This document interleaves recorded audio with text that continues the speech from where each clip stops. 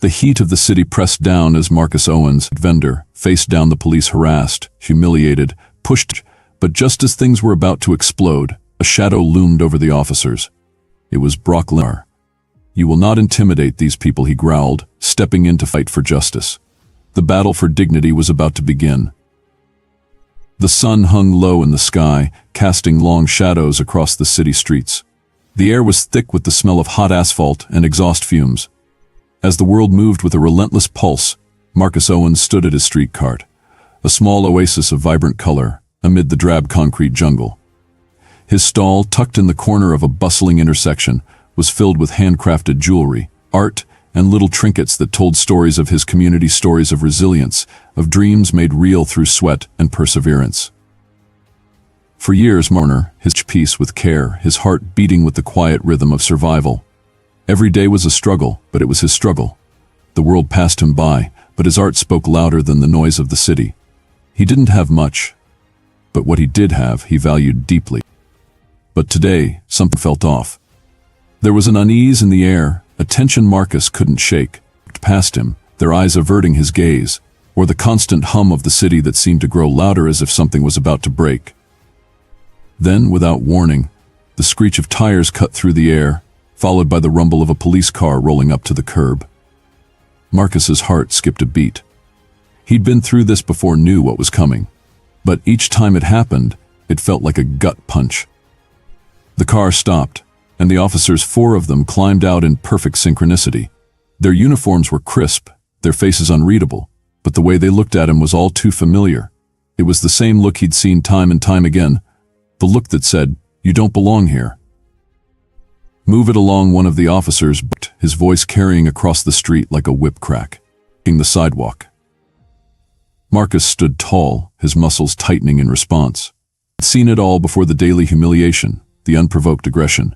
He'd learned to swallow his anger, to keep his head down and comply. "Wait. I'm just trying to make a living, man," Marcus said, his voice steady but edged with a frustration he could no longer hide. "Living?" the officer sneered, taking a step forward. "You're illegally occupying public space, causing a disturbance. Pack it up." The word stung like a slap, but Marcus wasn't surprised. He was used to the condescension, the way his very presence was treated like an inconvenience. He bent down, quickly gathering his things, his hands moving with practiced efficiency, but his heart thudded in his chest. He knew this wasn't just about his cart. It never was. It was about power, about control, about making sure he and everyone like him knew their place. As Marcus continued to gather his wares, the officers closed in, the distance between them narrowing like a tightening noose. He could feel their eyes on him, cold, judgmental. He was nothing to them. But then, a voice, deep, commanding, and unwavering, cut through the tension. "What's going on here?" Marcus froze, his hands mid-motion. The officer stilled too, momentarily distracted by the interruption. And that was when he saw him. A tall, broad figure stepped into the scene, his shadow falling over Marcus's cart like a protective wall. Brock Lesnar. The name alone carried weight like a thunderstorm gathering on the horizon. The WWE champion, the man whose presence had the power to shift the very air around him. Marcus had heard of him, of course. Who hadn't? But seeing him in person, standing right here, in this moment, it was surreal. Brock's eyes flicked to the officers, sizing them up, the kind of stare that made grown men pause. His jaw was set, his expression unreadable, but there was a raw intensity in the way he carried himself, an unspoken promise that he wasn't backing down from anyone, no matter who they were. "What's going on here?" Brock repeated, his voice deep and gravelly, his tone not a question, but an order. The officers seemed taken aback for a moment, their authority wavering under Brock's imposing presence. One of them shifted uncomfortably, but none of them dared to speak for a few long, awkward seconds.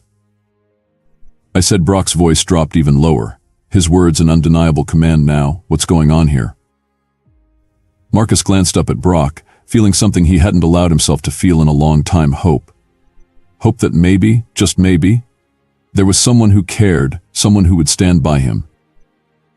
The officer who had been speaking to him sputtered, his eyes darting between Marcus and Brock. "This man's causing a disturbance. We're asking him to move along." Brock didn't look away from the officers. "I don't think he's causing a disturbance," Brock said, his voice rumbling with a quiet authority that made the officers flinch. "But you're sure as hell causing one." Marcus's pulse raced, the realization dawning on him Brock Lesnar wasn't just passing by. He was here in this moment, standing up for him. For the first time in as long as Marcus could remember, he wasn't alone. But as the tension between Brock and the officers simmered, Marcus knew this wasn't over.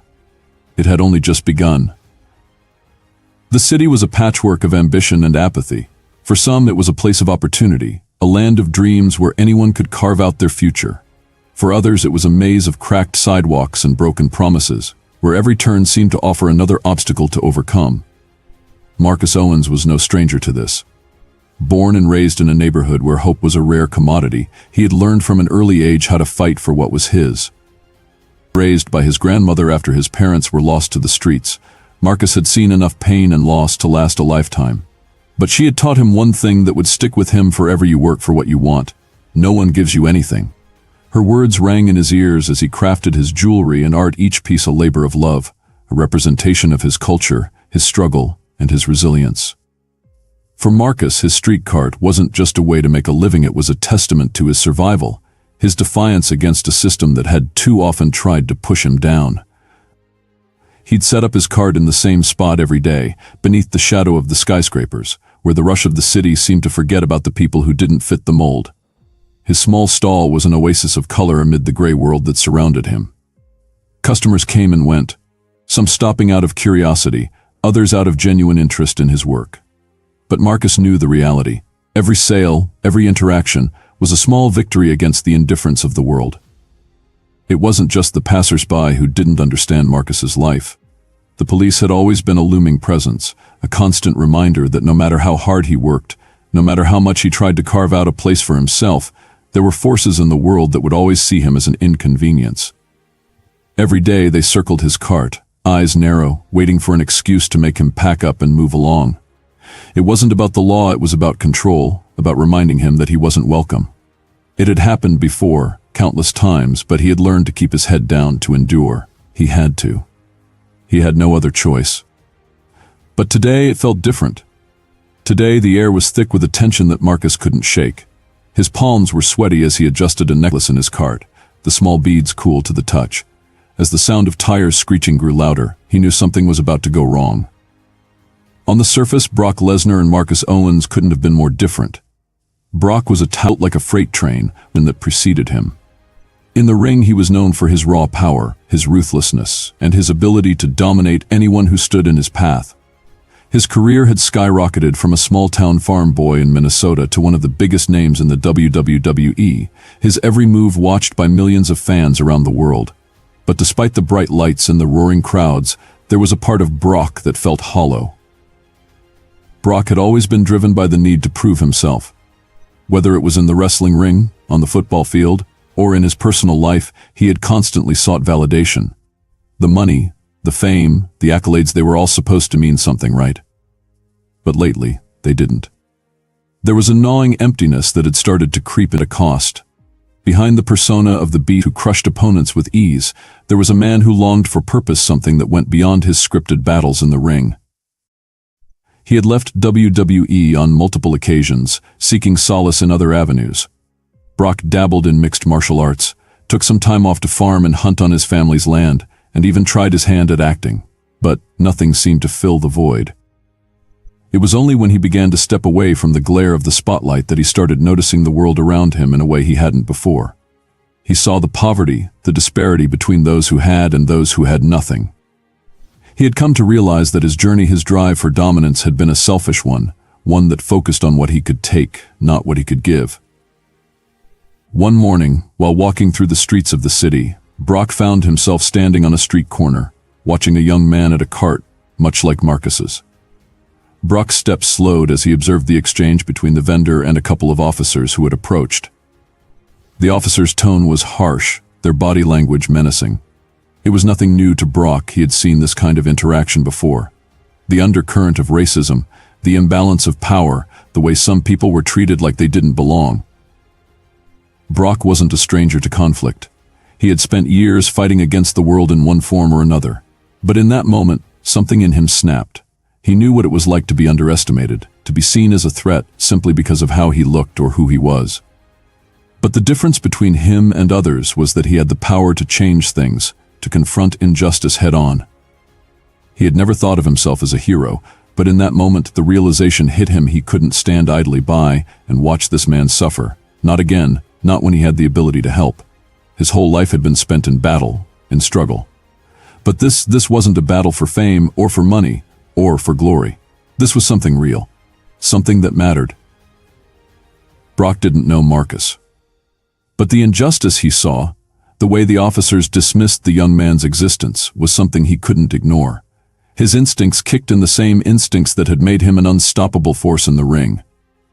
Meanwhile, Marcus had reached the point where he was no longer just trying to make a living. He was fighting for dignity, for recognition. Every time the officers came by, it wasn't just a physical battle to pack up his cart. It was a reminder of everything he'd been forced to endure.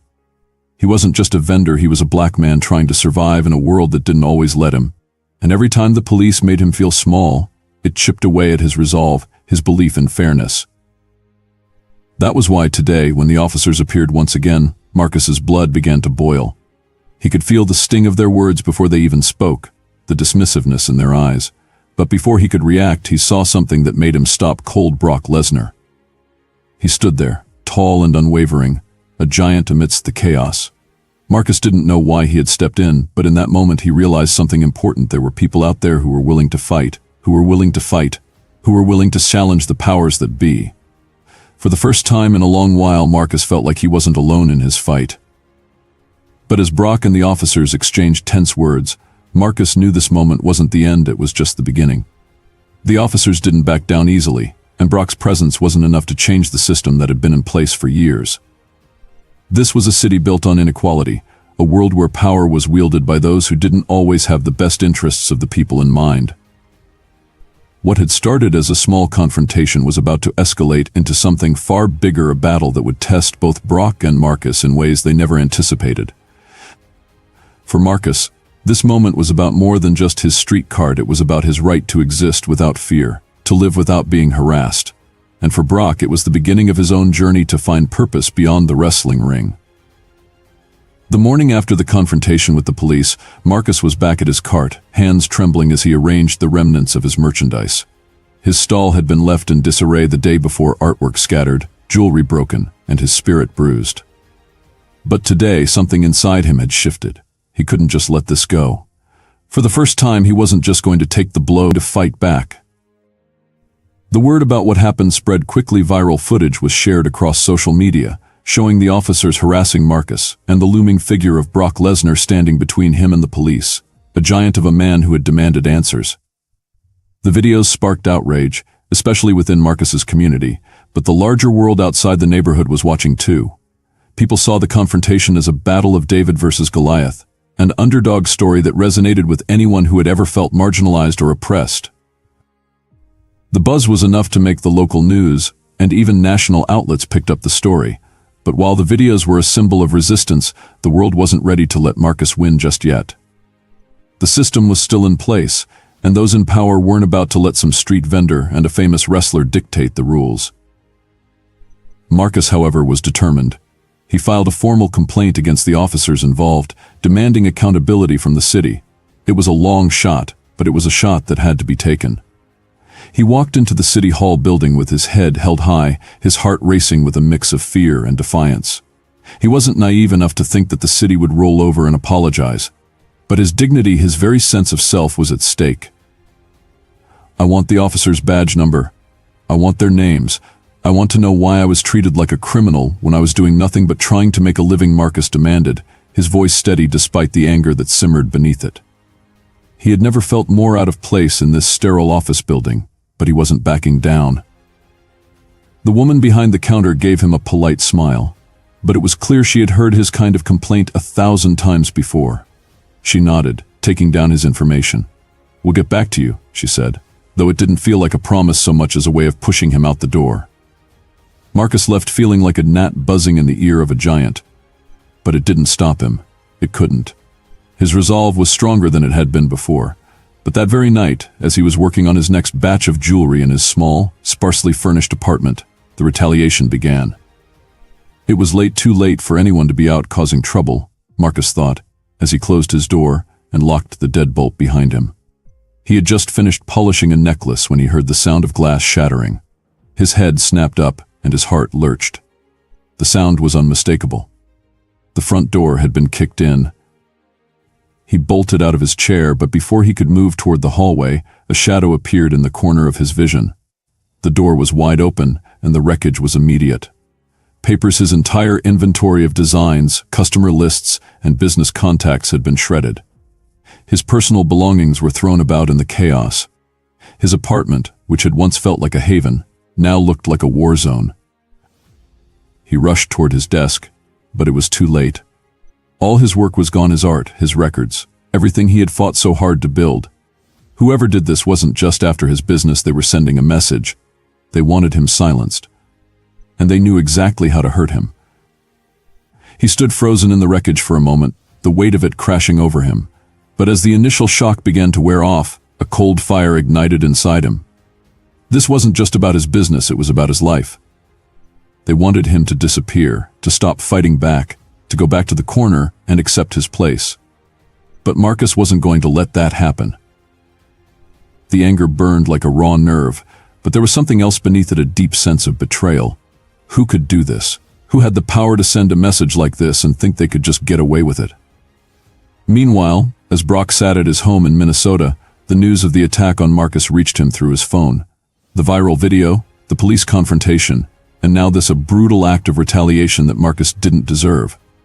The rage Brock had felt when he witnessed Marcus being harassed by the officers flared back up.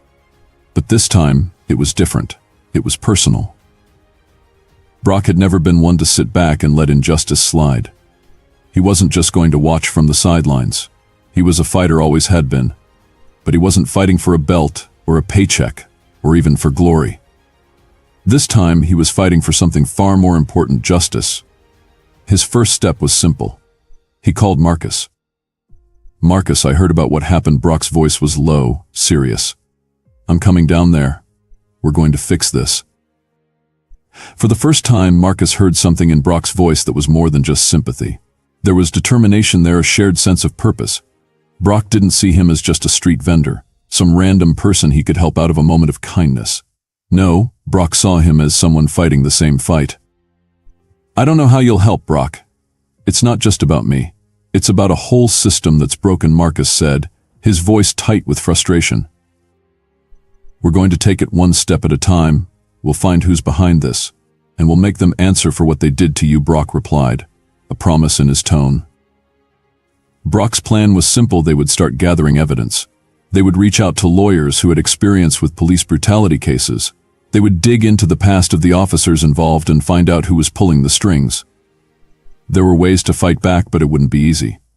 Marcus didn't know if he had the energy for another battle, but Brock's resolve was infectious. The deeper they dug, the more they realized they were up against something bigger. The officers involved weren't acting alone. As Brock and Marcus began to piece together the evidence, they discovered that the corruption ran deeper than they had ever imagined. There were whispers, rumors about illegal activities within the police department, and about a larger network of power players, city officials, business owners, and politicians who had been colluding to maintain the status quo. As Marcus looked through documents and evidence with Brock, he couldn't believe what he was seeing. The officers had been taking bribes, pushing people off streets, harassing vendors, and even turning a blind eye to worse crimes, all while pretending to uphold the law. The system wasn't just broken, it was rotting from the inside out. And the deeper they went, the more dangerous it became. The more they threatened to expose the truth, the more the forces behind the scenes began to push back. But Marcus and Brock were no longer just fighting for survival. They were fighting for justice for every person who had been silenced before them. The days following their decision to take on the system were some of the hardest Marcus and Brock had ever faced. What had begun as an act of solidarity between two unlikely allies had quickly spiraled into something far more dangerous. They were no longer just fighting the police officers who had harassed Marcus, they were fighting an entire system of corruption that had been festering for years. What they were up against was far more insidious than they had ever imagined. Marcus and Brock knew they couldn't do this alone. The first step was to recruit allies who knew the lay of the land: community activists, former police officers who had turned whistleblower, and an experienced lawyer who had a reputation for taking on cases of police brutality. It wasn't long before the word began to spread about their investigation. People in the community, who had suffered under the heavy hand of corrupt law enforcement, were ready to speak out. Marcus and Brock sat down with Lena, a local journalist who had been following the abuse of power in their city for years. Her deep knowledge of the situation and her extensive network of contacts proved invaluable. She gave them insight into the long-standing pattern of abuse, particularly targeting black street vendors and small businesses in the area. The officers involved in Marcus's altercation weren't just rogue cops, they were part of a larger scheme to seize control of the local vending market, using intimidation and threats to force vendors to pay for protection. Marcus, Lena said, leaning over the table in their cramped meeting room, "This is bigger than just your case. These officers have been extorting businesses for months. You're not the first to file a complaint, but you're the first one with enough guts to actually do something about it." The realization hit Marcus hard. His own experience had been part of a much larger problem, and he had just unknowingly scratched the surface. This wasn't just about a handful of corrupt officers. It was a full-blown criminal operation. As the investigation deepened, the layers of corruption began to unravel. Marcus and Brock discovered that the officers involved in the initial altercation were part of local politicians working together to control and extort vulnerable groups. The vendors were systematically targeted, threatened with fines, arrests, or worse. Unless they paid for protection, it was a racket that had been in place for years, and the police force wasn't just turning a blind eye, it was an active participant. But the deeper they dug, the more dangerous their situation became. Every time they uncovered a new lead, the retaliation grew stronger. Threats started arriving: anonymous phone calls, strange cars lingering outside Marcus's apartment. The unease they had both felt from the beginning now felt like a suffocating weight on their shoulders. Brock, a man who had spent his entire life in the spotlight, was used to threats. But this was different. The people behind this network weren't the type to throw punches in the ring. They played dirty. They played for keeps. "You need to be careful," Marcus Brock said one evening as they sat in his EV, parked down the street from Marcus's apartment. He had been doing some reconnaissance, observing the shady figures who seemed to always appear whenever they got too close to the truth.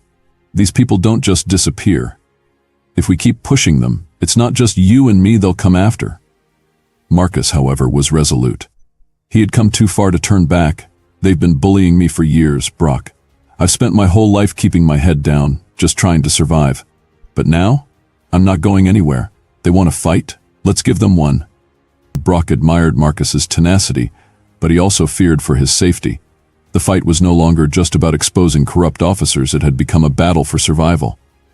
The system wasn't just fighting back. It was lashing out, determined to protect itself at all costs. One night, as Brock was leaving Marcus's apartment after another long meeting, he found a threatening note on the windshield of his truck. It was simple, direct, and chilling: "Leave this alone, or it's not just Marcus you'll be saving." The message was clear.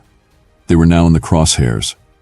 Brock knew that with his fame came a certain level of protection, but it also made him a target. He wasn't just a wrestler anymore. He was the face of a resistance movement, the symbol of a fight for justice that the corrupt powers in the city had no intention of losing. When Brock showed the note to Marcus, his first instinct was to call the police, but they both knew that the very people they were up against had connections within the force. Calling them would only expose their next move. Instead, they did what they had always done: they kept pushing forward. With every step closer to the truth, things got more dangerous. The harassment became more direct. One evening, as Marcus was packing up his cart after a long day, a group of men, wearing dark clothing, approached him. They weren't the usual officers who had harassed him before. These men were different. They weren't concerned with just moving his cart along. They were there to send a message. "Hey you," one of the men barked. "We know what you're up to. We've been watching you and your big friend. You think you're going to bring us down with all your talking? You've got another thing coming." Marcus stood his ground, though his heart pounded in his chest.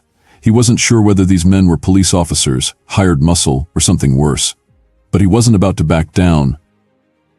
"What are you talking about?" Marcus demanded, trying to keep his voice steady. "Keep your mouth shut. And this doesn't have to get ugly. You really want to keep poking the bear, Marcus? You and your big buddy, the man smirked, leaning in closer. This could end real quick for you. Marcus's fists clenched. This wasn't the first time he'd been threatened, but this felt different. These men weren't interested in just taking his business away. They were trying to break him. But before things could escalate further, Brock appeared. His towering figure stepped between Marcus and the men. He wasn't wearing his usual wrestling gear, but his presence alone was enough to make the men hesitate. You need to leave. Now Brock growled, his voice a low rumble of authority. The men backed off, but the threat was clear. They weren't afraid of Brock's physical presence, they were afraid of what he represented. And they would stop at nothing to silence him. As they regrouped, Marcus and Brock made an important discovery. The corruption they had uncovered was more than just about money or control over the street vendors. The scheme had grown into something much darker. A deep dive into public records, anonymous tips from former law enforcement officers, and a network of underground sources revealed a connection between the corrupt officers and powerful figures in the city's real estate and construction industries. They had been using their power to push out black-owned businesses, forcing them into deals that would allow their properties to be sold off to developers at a fraction of their value. It was a land grab, a way to gentrify the area at the expense of the people who had built their lives there. The discovery hit Marcus like a punch to the gut. It wasn't just about police brutality. It was about erasing his community, his home. These men were not just trying to intimidate him. They were trying to erase everything he had worked for. The fight had become about much more than survival. It was about reclaiming his life, his dignity, and his place in the world. With the stakes higher than ever, Marcus and Brock knew there was no turning back. They had already exposed a network of corruption that reached deep into the city's core. The enemies they had made were powerful and dangerous, but now it was personal. What had begun as a fight for justice for a single man had become a fight for the future of an entire community. Brock's role had shifted. No longer just the outsider offering help, he had become a vital part of the resistance. His status and fame, once seen as a weapon to intimidate, had become a rallying cry. People were listening. They were watching. And now it was time for them to act. The day of the protest had finally arrived. It was an overcast morning, the sky a heavy gray, mirroring the tension that hung in the air. Marcus stood at the front of a growing crowd on the courthouse steps, feeling the weight of his decision pressing down on him. His heart hammered in his chest, his palms damp with sweat. This wasn't just another protest, this was the culmination of everything he'd fought for: his dignity, his community, and his future. Beside him stood Brock, the massive presence that had, from the very beginning, been the shield between Marcus and those who sought to crush him. Brock's jaw was set in that familiar steely expression, unwavering, resolute. It was as if his entire career in the WWE had led him to this moment, not in the ring, but standing in the face of injustice, determined to fight back. The crowd was a mixture of concerned citizens, activists, journalists, and ordinary people who had seen the story unfold and refused to sit in silence any longer. They had come to hear Marcus speak out, to demand accountability from the corrupt police officers and the city officials who had let them operate unchecked. But just as Marcus took a deep breath, stepping forward to address the crowd, the sound of sirens echoed through the street, followed by the harsh screech of police cars pulling up to the courthouse steps. The air seemed to tighten, the low murmur of the crowd shifting to nervous whispers. The officers, clad in riot gear, stepped out of their vehicles, their eyes scanning the crowd, looking for any sign of trouble. Marcus felt a lump form in his throat. He'd known this was coming: the harassment, the threats, the intimidation, but now that it was here, the fear gripped him in a way it hadn't before. What if this was the end? What if they couldn't win? But before the officers could move any further, Brock stepped forward, his enormous body filling the space between the protesters and the law enforcement officers.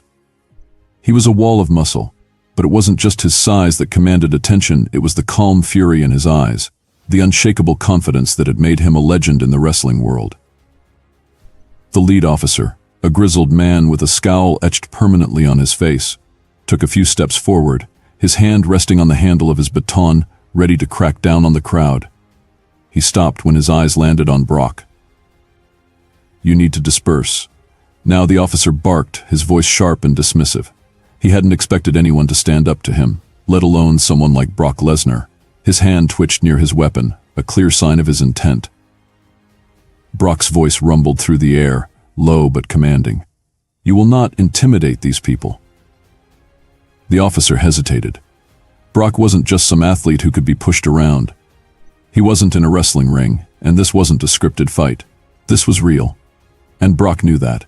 He had spent years in the public eye, had seen and felt the weight of power in ways few ever could. But this was different. This wasn't about winning a match. This was about winning a fight that had been rigged for far too long. "Marcus has the right to be here," Brock continued, his voice cutting through the rising tension. "These people have the right to be heard. You're not going to stop them." The officer's gaze flickered from Brock to Marcus, his lips tightening into a thin line. He was clearly out of his element. This was no ordinary protest, and these weren't ordinary people standing against him. The crowd was watching in a tense silence, waiting for the moment of conflict to erupt. Marcus could feel their collective energy, an electric pulse of hope and fear. It was like nothing he had ever felt before. His legs felt weak, but there was no turning back now. The fight for justice was no longer just his.